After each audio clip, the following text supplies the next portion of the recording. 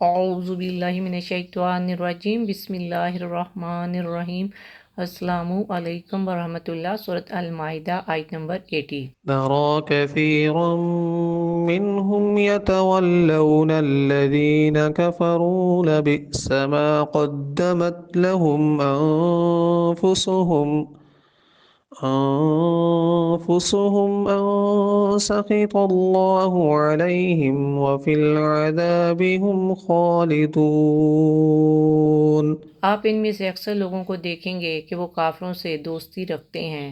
کیا ہی بری چیز ہے جو انہوں نے اپنے حساب آخرت کے لیے آگے بھیج رکھی ہے، اور وہ یہ کہ اللہ ان پر سخت ناراض ہو گیا اور وہ لوگ ہمیشہ عذاب ہی میں گرفتار رہنے والے ہیں۔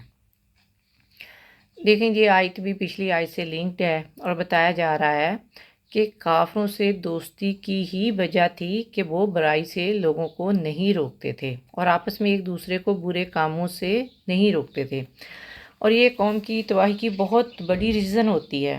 آپ صلی اللہ علیہ وآلہ وسلم نے فرمایا، اس ذات کی قسم جس کے ہاتھ میں میری جان ہے، تم یا تو ضرور نیکی کا حکم دو گے اور برائی سے منع کرو گے، یا قریب ہے کہ اللہ تعالیٰ اپنی طرف سے تم پر عذاب بھیجے، پھر تم اس سے دعا مانگو گے مگر تمہاری دعا قبول نہ ہوگی۔ حضرت عبداللہ بن عباس رضی اللہ تعالیٰ عنہ سے روایت ہے، آپ صلی اللہ علیہ وآلہ وسلم نے فرمایا کہ جو شخص کسی مقام پر کھڑا ہو کر حق بات کہہ سکتا ہے تو اس کے لیے درست نہیں کہ وہ حق بات نہ کہے، کیونکہ حق بات کہنا نہ تو اس کی موت کو مقدم کر سکتا ہے اور نہ ہی اس کے لکھے ہوئے رزق سے اسے محروم کر سکتا ہے۔ تو یہاں بتایا گیا کہ جو لوگ کافروں سے دوستی رکھتے ہیں ان کے دل صاف نہیں ہیں، وہ بھی ان لوگوں کی طرح ہو جاتے ہیں۔ ان لوگوں کی طرح نہ تو وہ نیکی کا حکم دیتے ہیں اور نہ ہی دوسروں کو برائی سے روک سکتے ہیں۔ اسی وجہ سے معاشرے میں بے ربا عام ہو جاتی ہے، دعاؤں کی مقبولیت رک جاتی ہے، مسلمانوں کا ایمان کمزور ہو جاتا ہے۔ جب لوگ برائی دیکھ کر اسے روکنے کی طاقت کے باوجود خاموش رہیں تو عذاب الہی سب کو اپنی لپیٹ میں لے لیتا ہے۔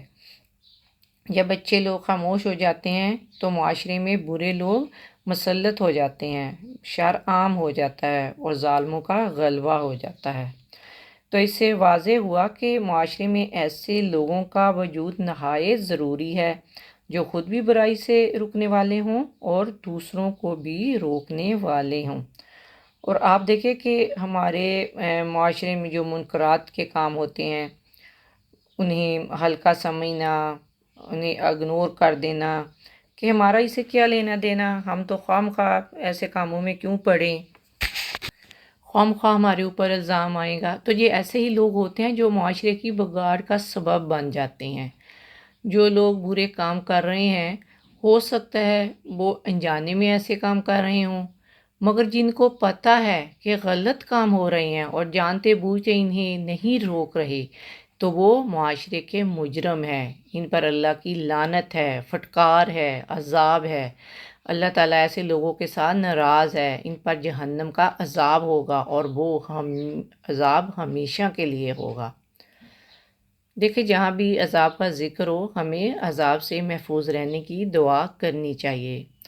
اعوذ باللہ من عذاب اللہ، اعوذ باللہ من عذاب القبر، اعوذ باللہ فتنۃ المحیا والممات، اعوذ باللہ من فتنۃ المسیح الدجال۔